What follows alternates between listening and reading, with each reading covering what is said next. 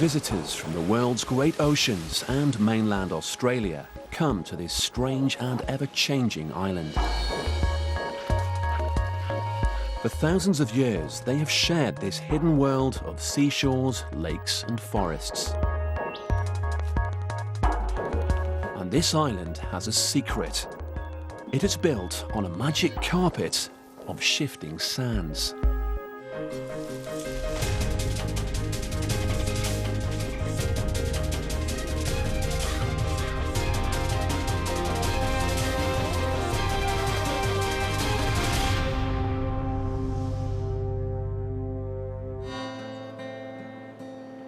Not far from Australia's east coast, the Pacific Ocean crashes onto the shores of the world's largest sand island, where the purest breed of dingoes live.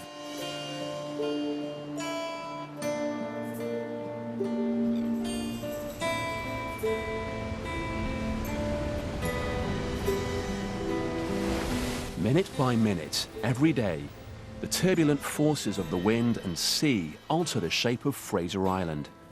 And as if by magic, freshwater lakes and tropical rainforests appear on these constantly changing sands. Several thousand years ago, Aboriginal people brought their dingoes to this strange and beautiful place. Descendants of those first arrivals, these dingo pups, are almost old enough to fend for themselves. Eventually, these three adolescent dogs will set out to establish their own territories. But for now, they stay close to their father.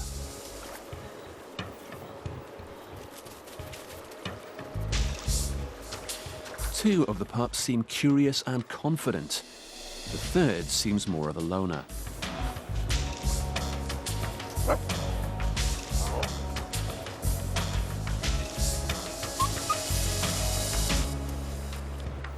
The games the pups play will help them develop their survival skills as the island's primary predator. It might seem at first glance that times are good, but the dingoes can't be choosy diners because food is scarce. Their life on Fraser is far from easy.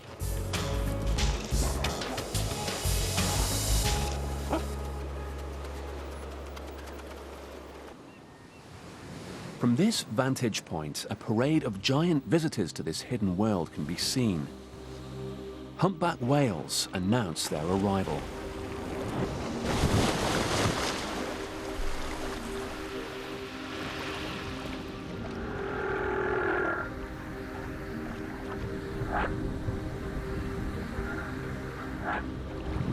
The whales have chosen Hervey Bay at Fraser Island as their favourite rest stop during their annual 3,000-kilometre migration from the tropical waters of the Great Barrier Reef to the Antarctic.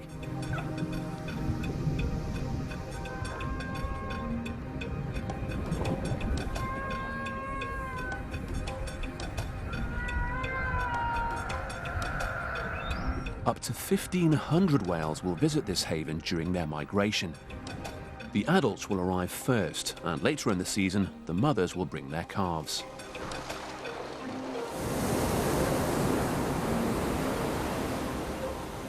Fraser is an ancient geological artifact built by the changing sea.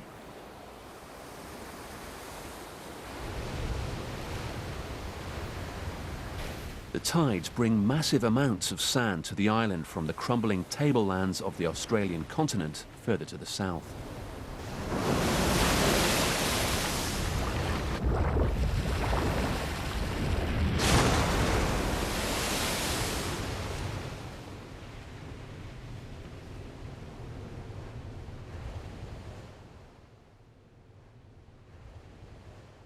When sea levels fell during various ice ages, sand from Australia's continental shelf formed immense sand dunes which make up Fraser Island today. Over thousands of years, more and more sand accumulated to form 250 kilometres of Fraser's white sandy beaches. Now, it's the world's largest sand island. Aboriginal people lived here for thousands of years. Their myths tell how the sky god created the world with the help of a beautiful princess. As a reward, the god changed her into this lovely island, a sleeping princess named Guri, with sparkling lakes for eyes and forests and animals for company.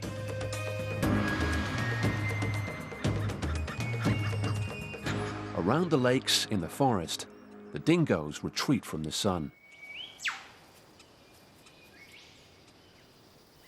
A freshwater turtle could be a meal for a hungry dog, but it takes skill to catch this slippery reptile.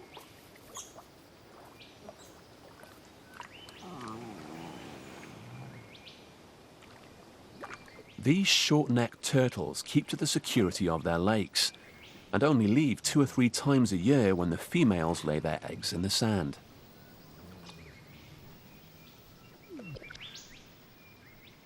Finding enough food is a daily struggle for the dingoes. To help protect their meager resources, the father marks his territorial border with his scent.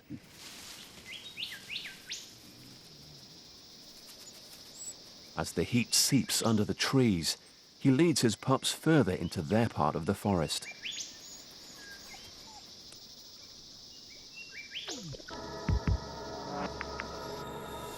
Whatever the air temperature, the water in Fraser's unusual dune lakes remains cool. The island's unique turtles live in a clear and slightly acidic world. Decaying vegetation plugs the bottom and stops water seeping away through the sand. As a result, some lakes are perched even higher than sea level.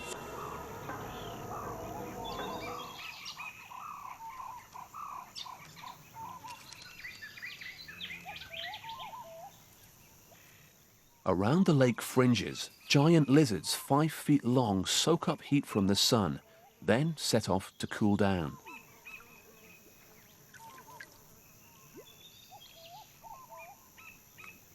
The formidable lace monitors are number 2 predators on the island after the dingoes.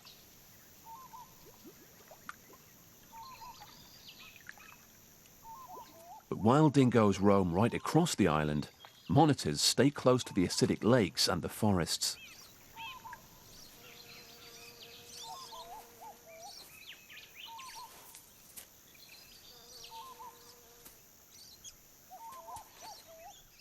This lizard's nose and tongue have led it to a treasure trove.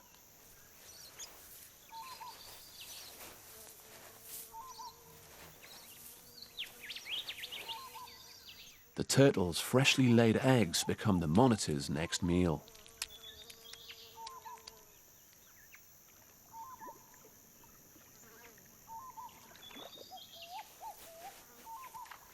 Even though monitors frequently eat the eggs, the number of Fraser's unique turtles stays high. Fortunately, the survivors can live a long time in this protected habitat. These lakes are the site of an odd spectacle.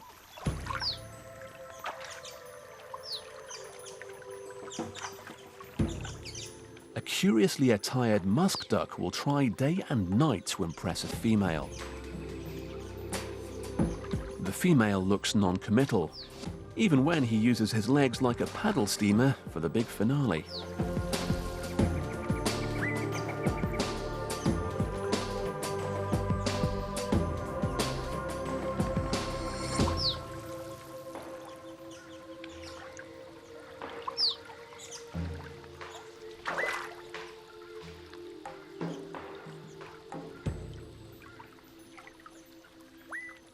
Found only in southern Australia, these strange little ducks have plenty of space on Fraser.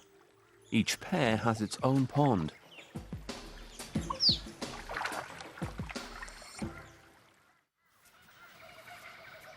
The increasing heat of midday sends this monitor heading for the shade of Fraser's dry forest.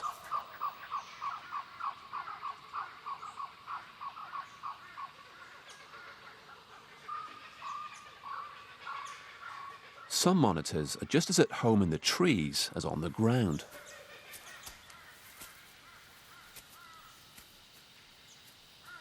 This gives them the upper hand over dingoes when it comes to hunting in the forest. Fraser's trees grow as high as 60 meters. Here, the dingoes wait out the hottest part of the day. It seems that everything they might hunt is hidden or asleep. So they stay together until it cools. The shy pup distracts himself by chewing bark, though his diet normally consists of small mammals. Hot and hungry, it seems a wild dog's life is not always easy. Fraser is the only place in the world where rainforests grow on sand dunes at over 200 meters above sea level. The trees rely on rainfall and compost formed of decaying leaves, fungi, bacteria, and the work of termites for nutrients in one of the most remarkable self-sustaining ecosystems on Earth.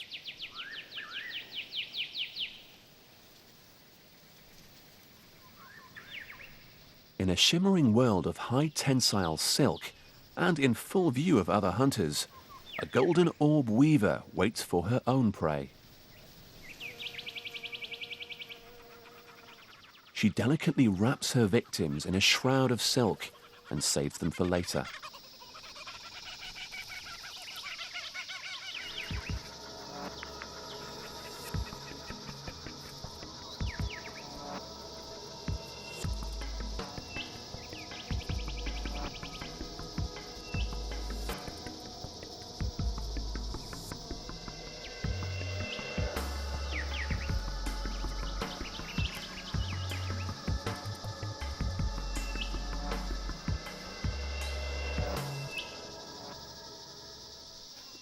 The laughing kookaburra has his eyes set on bigger prey. He will eat just about anything that comes his way, including other birds, snakes, and reptiles. And he's prepared to sit and wait. This skink is in the wrong place at the wrong time.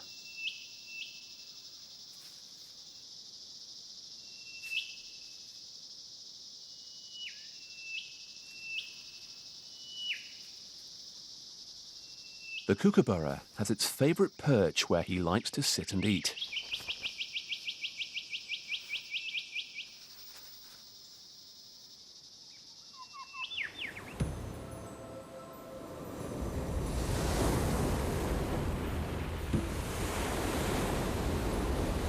Along the sea coast, the surf delivers more and more sand, the essential fabric of Fraser Island. The waves pile it onto the shore, forming new dunes in front of the old.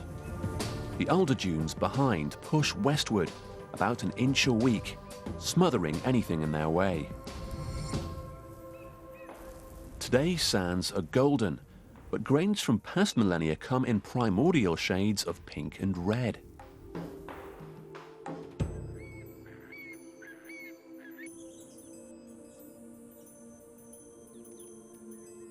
For hundreds of thousands of years, sand has consumed Fraser's forests, but later reveals their desiccated remains. Sometimes the new dunes overtake the old, and even precious lakes disappear into deserts as the sands march across the land.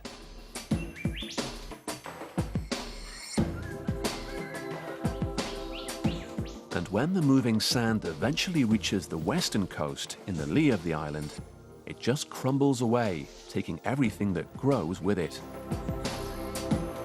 With no soil, life on this shifting carpet of sand has no permanence, but it offers a rare glimpse at the exceptional ecological processes which maintain an abundance of wildlife.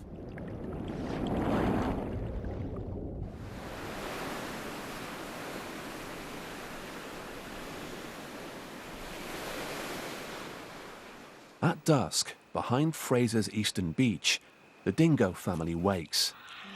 The father plays gently with the two pups, but the shy one is on his own as usual.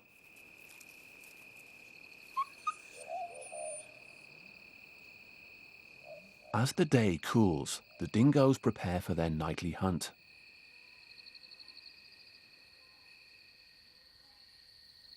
Moonlight casts unfamiliar shadows in the forest as the night shift begins.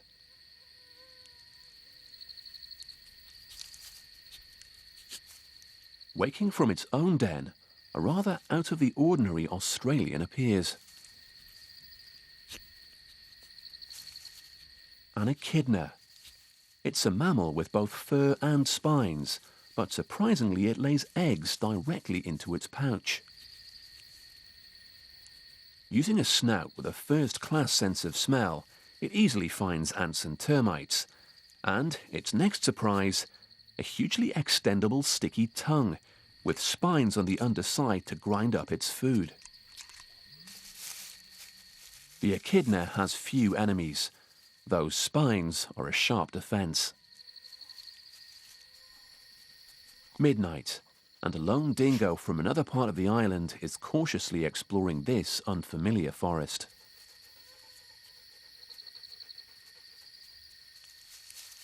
The echidna freezes. This dingo is not on his own turf. If he's discovered by the resident family, a fight will be inevitable. Hunger may have brought him just a little too far for his own good.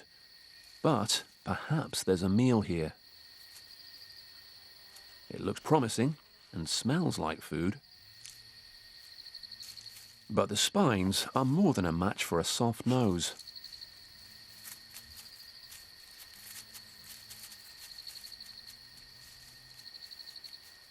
The intruder unwittingly ventures further into the dingo family's part of the forest. He's making a dangerous mistake.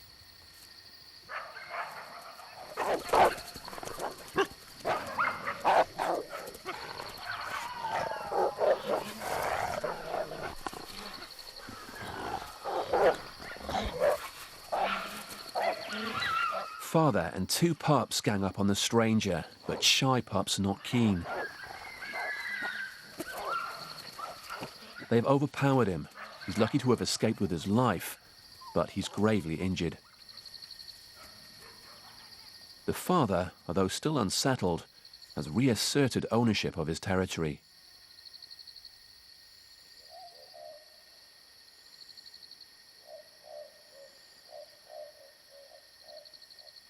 The intruder lies low and nurses his wounds.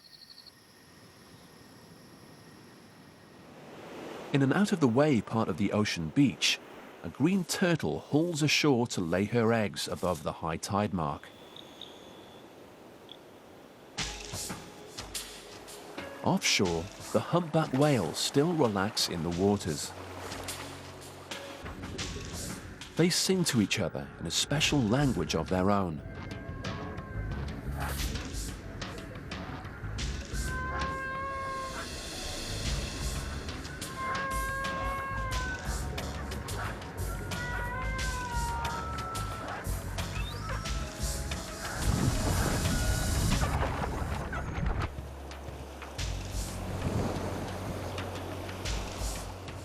On the island, the green turtle has started an exhausting process that will last several hours.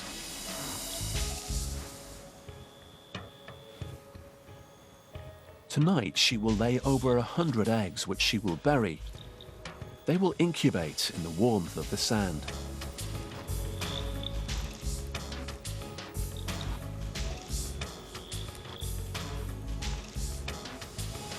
During the next few weeks, she will struggle ashore to do this again and again.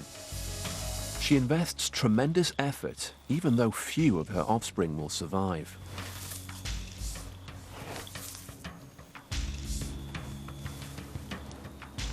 An ocean wanderer at heart, she traveled thousands of miles to return to the beach where she was born to lay her eggs. Behind the ocean beach in the moonlit world of the forest, other unusual creatures emerge from their sleep.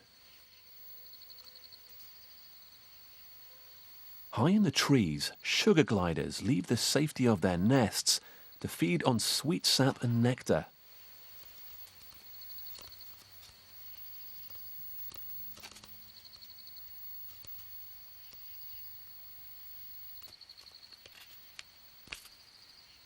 The gliders ride the air from tree to tree. They can glide up to 45 meters at a time in search of their favorite foods.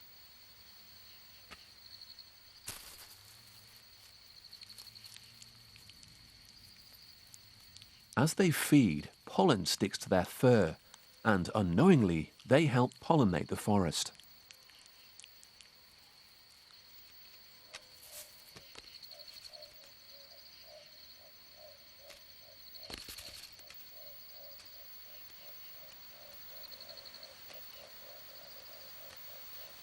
Just pocket size, the sugar glider is well hidden in the tree canopy, where there's plenty of food and protection.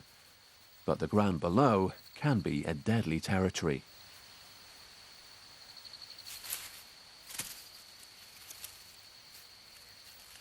One sugar glider abandons all caution and leaves the safety of the trees to cross a gap.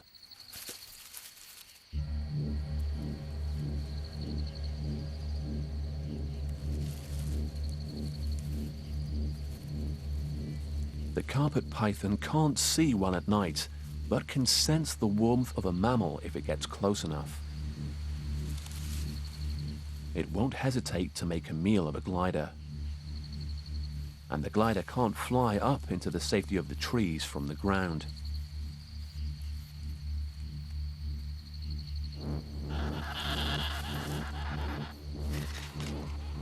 In the darkness of the forest floor, the snake fails to find the glider, and the tiny marsupial makes a clean getaway, this time.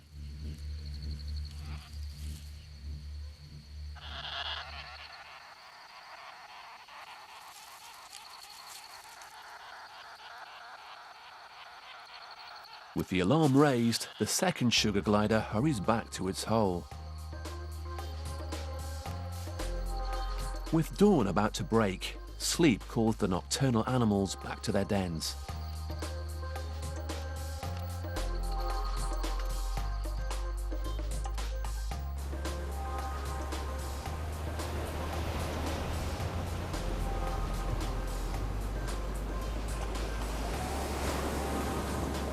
Tired by her labors, an exhausted green turtle hauls herself back to sea. A few years will pass before she comes to this beach again.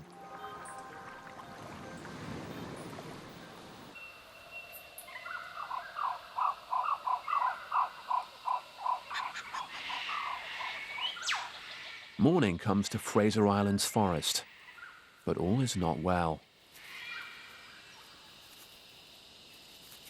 Badly injured, the stranger Dingo leaves the local family's area.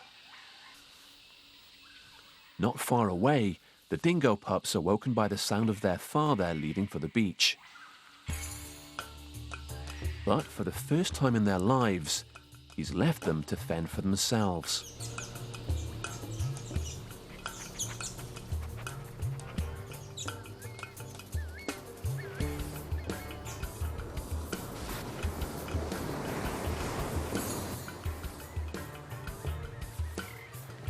The father's probably very hungry. He hasn't eaten a proper meal for several days. Pied oyster catchers hunt the clams known as peepees, which hide in the sand. And the dingo's ready for anything he can get. Hiding just under the surface of the soft, wet sand on the water's edge are massive colonies of peepees. And these shorebirds are perfectly equipped to open their favorite food. With no rocks to bash open the shells, here oyster catchers pierce and pry expertly, breaking the clam's vice-like grip.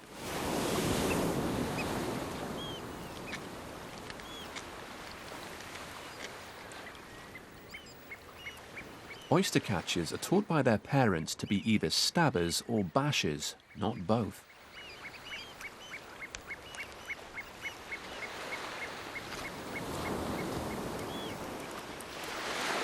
But there are also others that prefer to get their food the easy way.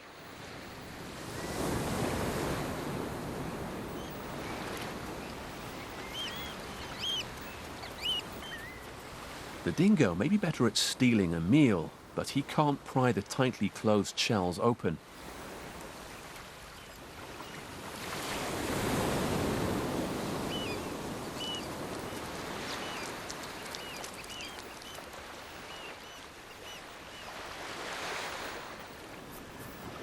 And this oyster catcher isn't interested in becoming a meal.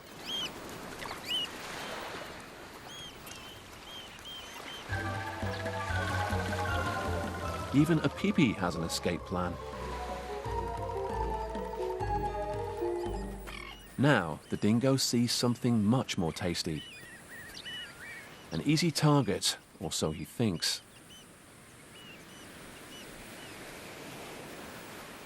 Skilled in the art of deception, the oyster catcher cleverly lures the dingo away from its precious nest.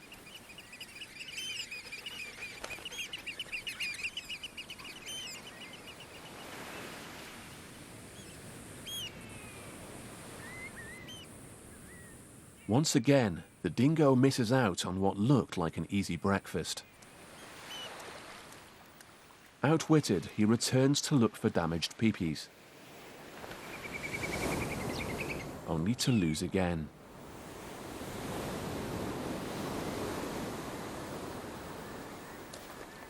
A Brahmini kite gets in first and takes the last broken peepee. Kite and dingo are both opportunists.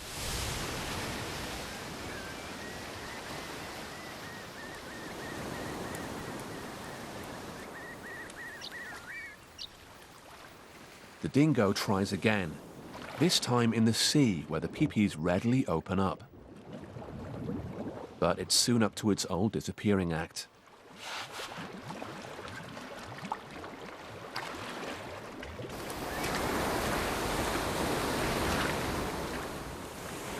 It's just not his day.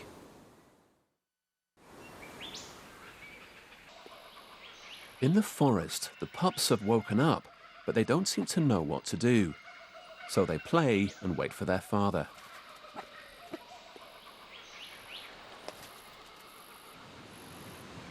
He still hunts tirelessly for fish stranded by the tide.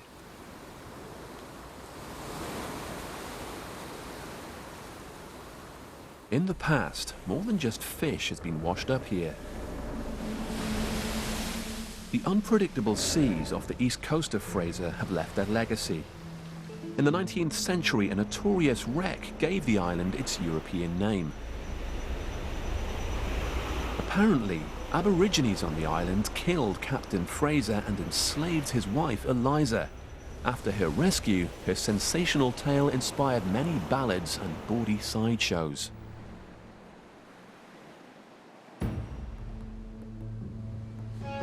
On the island's sheltered western shore, the seas are calm.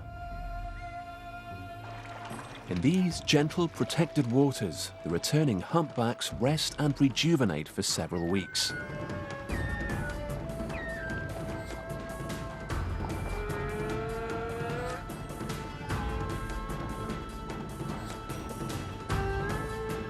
They frequently poke their heads out of the water and scan the bay. Whale watchers call this spy hopping. These pods are mixtures of males and females, and there are some mothers with calves.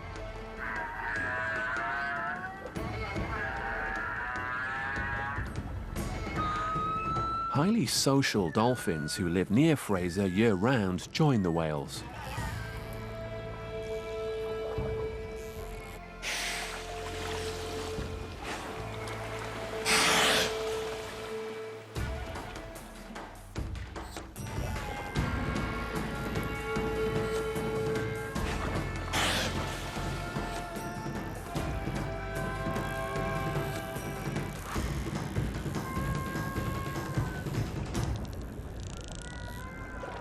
Set to the rhythms of the sea, the humpbacks compose their own music.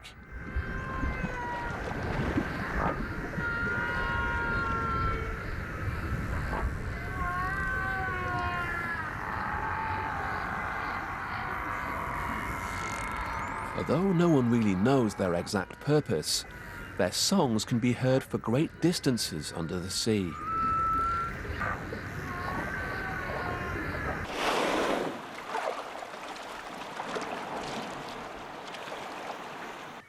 On the island's west coast, wild horses or brumbies roam. The salt and low fertility of the sand means grass can't grow, and instead they forage for strange foods. The sand they ingest can give them colic, and their life expectancy is very short.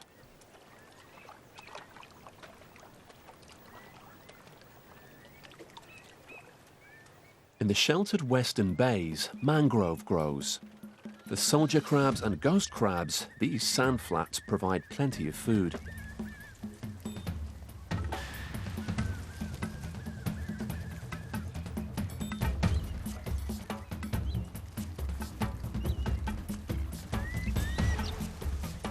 Legions, battalions, whole armies of crabs invade the beach. Some are just the right size for an eastern curlew to snatch up.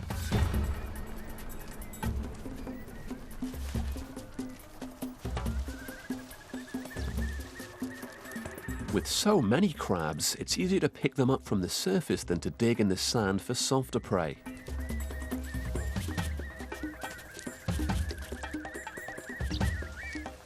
Just before the incoming tide consumes them, the crabs corkscrew round and round to seal themselves into an igloo of sand.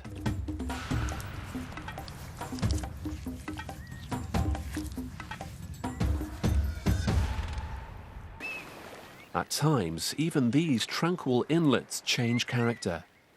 Every other day or so, a tropical storm swings over the island.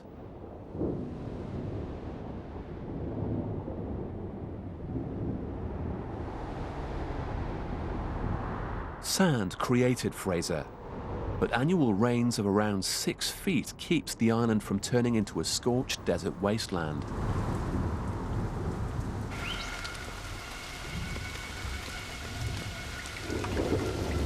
Water drizzles down into the sand until it reaches the bedrock deep under the dunes and stays there. An estimated 10 million litres may be stored in the water systems beneath Fraser Island. Some of this water stays 30 metres below sea level for up to 100 years before surfacing.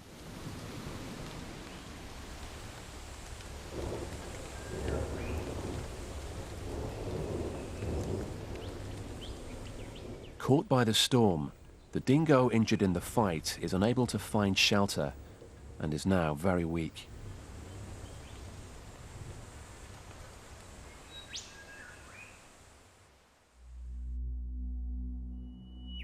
The whole island is drenched and chilled.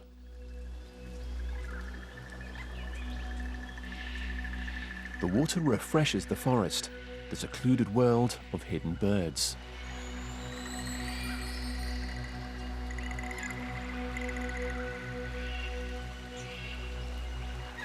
As the sun returns after the storm, it filters down into the forest canopy, where parrots called rosellas feed.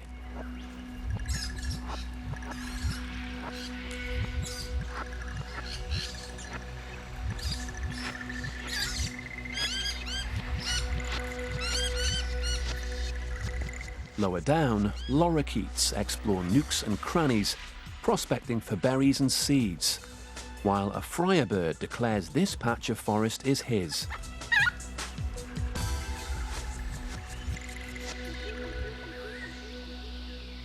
After warming itself in a patch of sunshine, the carpet python resumes its hunting on the forest floor.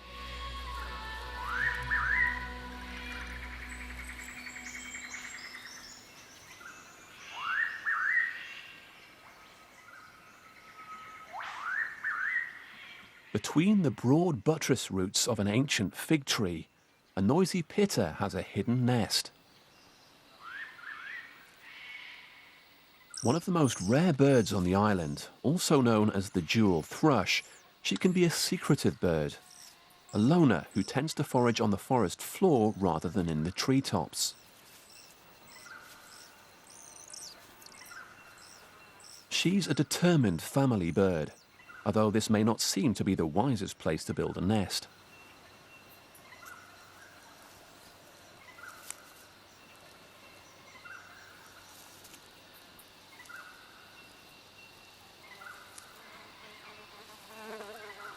but her nestlings will not make a sound while she's gone.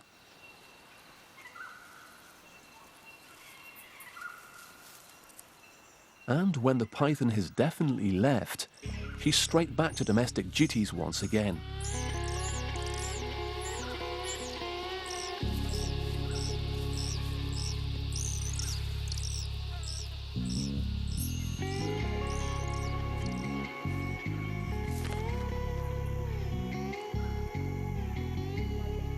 In valleys cut deep in the centre of Fraser are the island's hidden gems. Tiny pockets of rainforest dominated by palms several hundred years old, relics of a time when Australia and Antarctica had a more tropical climate. Primitive ferns and lush collections of creeping vines spread throughout the rainforest, their growth made possible by a constant stream of fresh water. In this rainforest, the injured dingo has finally died. Hardly any of Fraser's animals, apart from the little turtles, reach old age here.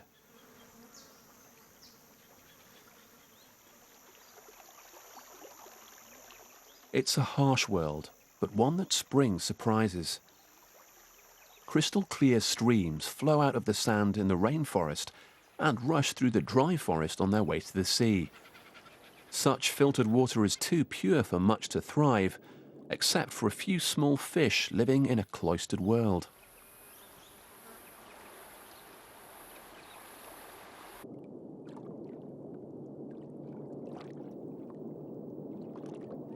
Though not very deep, the currents are incredibly strong, and each day hundreds of thousands of gallons of crystal clear water flow out towards the ocean.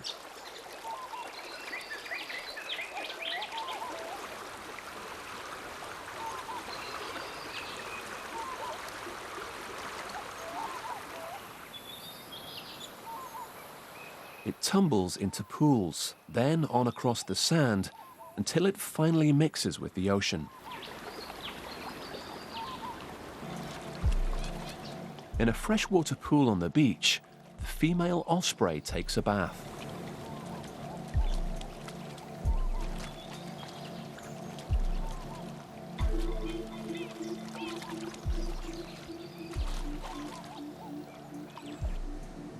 The male osprey takes his turn incubating the eggs, which are now close to hatching.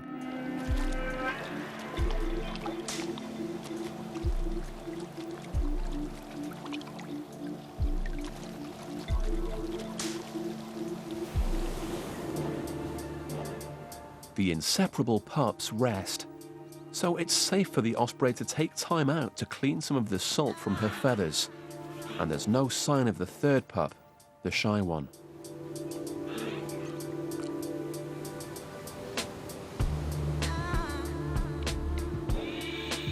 Across the island, on a western beach, the shy dingo now hunts on his own.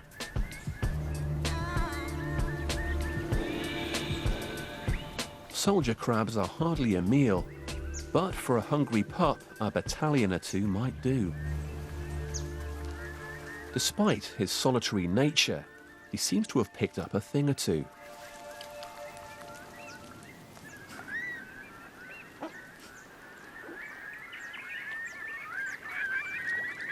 With patience and determined hunting skills, he may just survive on this island.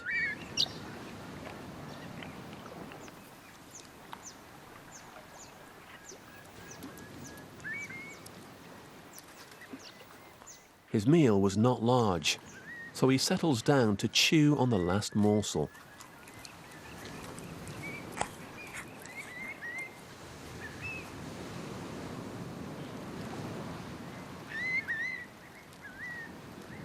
He's scarcely dented the ranks of the army of crabs.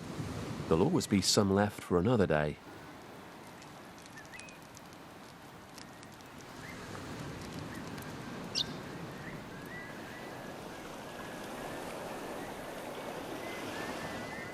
On Indian Head, both osprey parents carefully tend to their newly hatched chicks.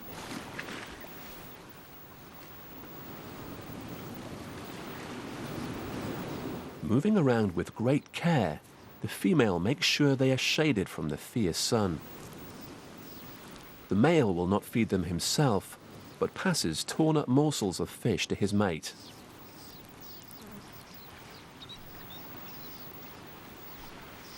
Deadly beaks and talons become tender tools for feeding.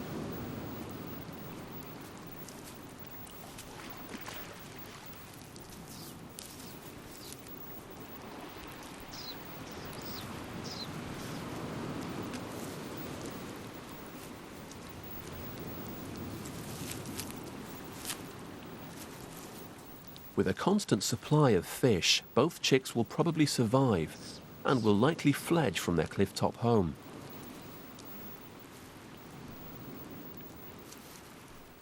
With each passing day, the chicks grow stronger. Soon, these young ocean hunters will soar through the skies above their hidden world.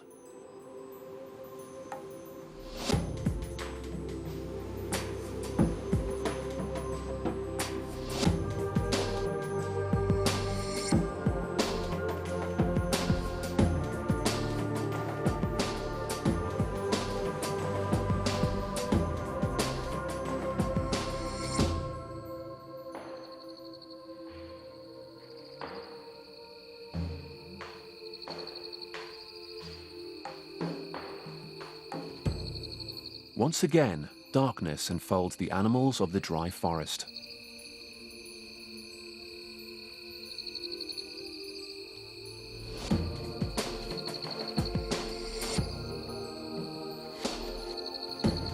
Two of the young dingoes now sleep a little way apart from their father and the shy pup.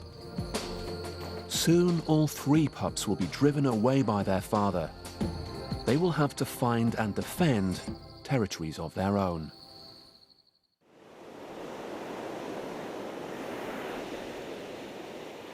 The brilliance of a moonlit sea attracts the hatchlings of green turtles as they emerge from their nest in the sand.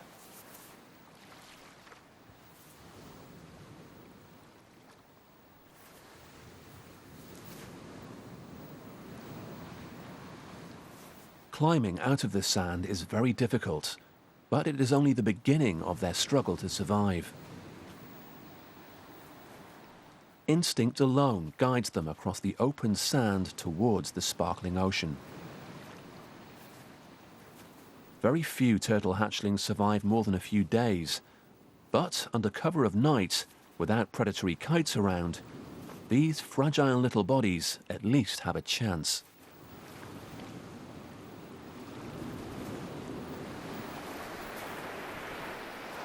Like clockwork toys, they march to the sea.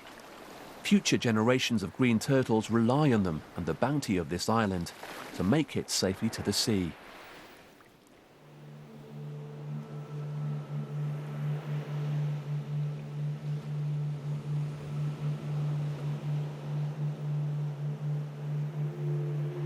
In the waters off Fraser, the humpbacks end their carefree days and start to head south to their summer feeding grounds. This mother will keep her calf close beside her all the way to Antarctic seas, thousands of miles away.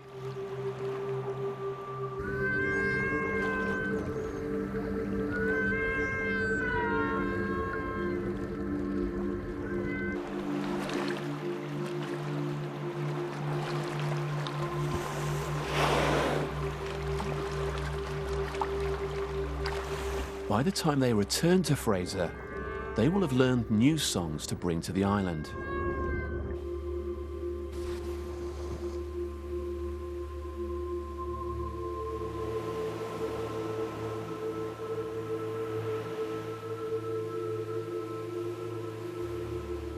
On the beaches, the resident dingo faces the battles of another day.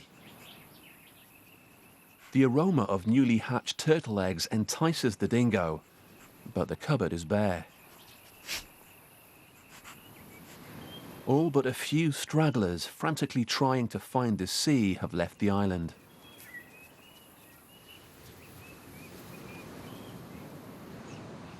An early kite will have little difficulty finding breakfast on the beach.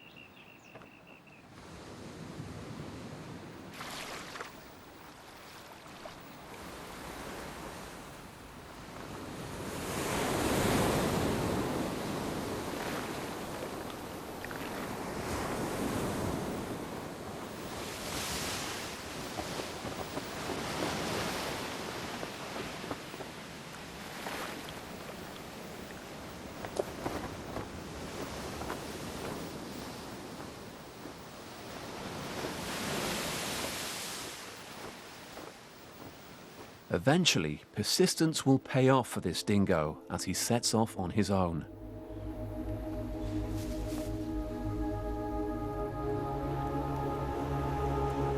For him, even in this earthly paradise, each day is filled with uncertainty.